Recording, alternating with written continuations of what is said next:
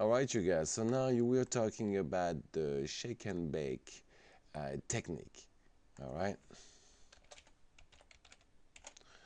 and so for the shake and bake technique, what you need is first really good picture of your object.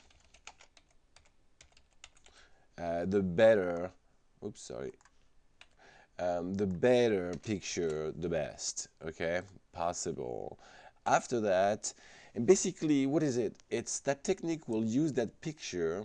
You will set it up just like a virtual studio, but once picture only. You don't need multiple. It's only one picture, just like with the tree. That's why I made you guys do the tree. All right, one picture only, and you will use that to actually um, use a technique called baking. You're going to bake the texture from that plane into a new plane that you're creating that's going to be your object. I know it's a little confusing like that, but don't worry.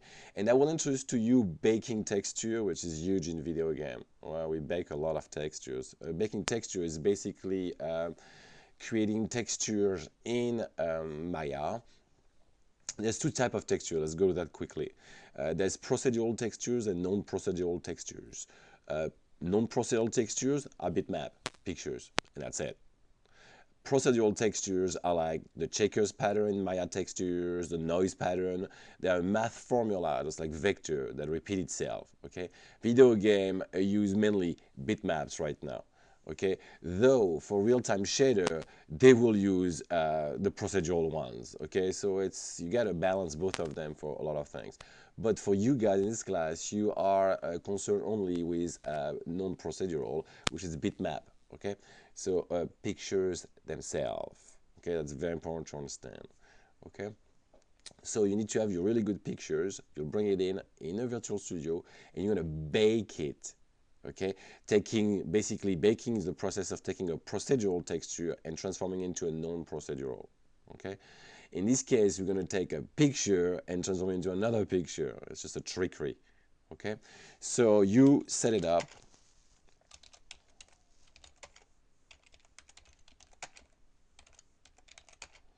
With one picture.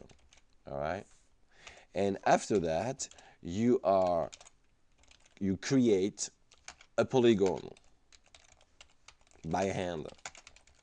All right, so that's a new tool you guys are gonna learn, is to create polygon by hand also. All right, very, very important. And then you are going to transfer the picture from Virtual Studio onto the new polygon you made. All right, so that's very simple, and that's it. You'll need to rearrange quickly the UVs, but it's a simple rearrangement of UVs, very simple. There's not even a projection needed, so it's very cool because it's very easy for you guys to get into UVs and so forth. Okay, so that's pretty much it, and you'll have to put after that all maps together. That's later when you do a full modeling of a house or something like that. In the technique, it's okay like that. Okay? So I'm going to show you real soon how it's done. You got to get the next video though.